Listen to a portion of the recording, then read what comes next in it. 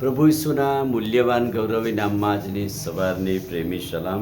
Praise the Lord, hallelujah. યોહાનની સુવાર્તામાં અલગ અલગ દાવા પ્રભુએ કર્યા. એમાં યોહાનની સુવાર્તાના 10મા અધ્યાયના 2 દાવા, એમાં ગઈકાલે આપણે જોયું કે પ્રભુએ કહ્યું કે હું ઉત્તમ ઘેટા પાળક છું, અને એ જ અધ્યાયના 10મા અધ્યાયના 9મા વચનમાં યોહાનની સુવાર્તા 10મો અધ્યાય 9મું વચન, હું બારણું છું.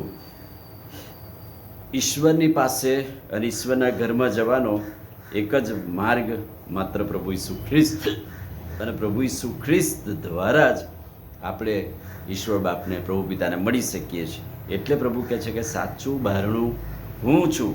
ઈશ્વરના ઘરમાં આવવા માટે, જવા માટે પ્રવેશ દ્વાર એ પ્રભુ ઈસુ ખ્રિસ્ત છે. એટલે કે મારા દ્વારા જ તમે ઈશ્વર પિતાને મળી શકો છો. જેઓ પ્રભુ પર વિશ્વાસ કરે છે તે માત્ર આ દરવાજામાં થઈને જ મુક્તિ મેળવી શકે છે, જઈ શકે છે. એટલે કે મુક્તિનો માર્ગ એ આ ઈસુ ખ્રિસ્ત રૂપી દ્વાર જે છે એ દ્વારમાં થઈને જઈ શકાશે. તે અંદર આવશે ને બહાર જશે. એ શું બતાવે છે? જે વ્યક્તિ પ્રભુ ઈસુ ખ્રિસ્ત દ્વારા અંદર જાય ને બહાર આવે, સુરક્ષા, સ્વતંત્રતા, સલામતી એ પ્રભુમાં છે. એટલે પ્રભુ કહે છે કે હું બારણું છું. સુરક્ષા, સ્વતંત્રતા અને સલામતી એ પ્રભુમાં છે. અને એટલે જ હું ઉત્તમ ઘેટા પાળક છું એ કહીને પ્રભુ શું કહે છે? આ બારણામાંથી જે પ્રવેશે છે તે ઉત્તમ ઘેટા પાળક છે. બાકીના બધા બીજે રસ્તેથી ચડે છે, જે ચોર અને લૂંટારા છે. એટલે પ્રભુ કહે છે કે સાચું બારણું હું છું. મારા દ્વારા જ તમે અંદર આવી શકશો, ઉદ્ધાર પામી શકશો. ઈસુ સ્વર્ગ અને સલામતીનો માત્ર એક જ રસ્તો એ પ્રભુ ઈસુ ખ્રિસ્ત છે.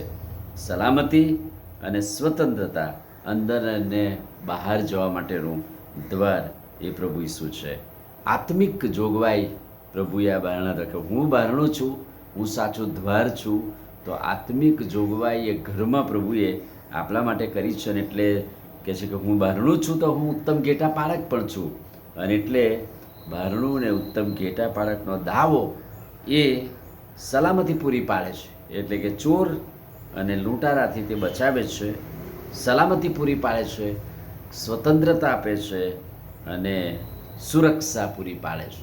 અને એ બારણા દ્વારા જ જે કોઈ જાય છે એ આશીર્વાદિત થાય છે. એટલે યોહાનની સુવાર્તાના 10મા અધ્યાયના 9મા વચનમાં હું બારણું છું, અને મારા દ્વારા જે કોઈ પ્રવેશે છે એ સ્વર્ગમાં પ્રભુ પાસે જઈ શકે છે. બારણામાંથી જે પ્રવેશે છે એ ઉત્તમ ઘેટા પાળક છે. અને પ્રભુ કહે છે કે હું જ ઉત્તમ ઘેટા પાળક છું. આમીન. પ્રાર્થના કરીએ. વાલા પ્રભુ, સ્વર્ગમાંના પિતા, તમારી દયા, ભલાઈ, કૃપા માટે આભાર. આજની કૃપા, સામર્થ્ય પૂરું પાડ્યું, સહાય, મદદ કરી. અને આજે સવારે પ્રભુ જે કૃપા તમે આપીને તમારા વચનનું મનન કરી શક્યા માટે આભાર. આજનું વચન ખૂબ ખૂબ આશીર્વાદિત કરો. પ્રભુ ઈસુના નામમાં માંગીએ છીએ, સાંભળો ને માન્ય કરો. આમીન. God bless you.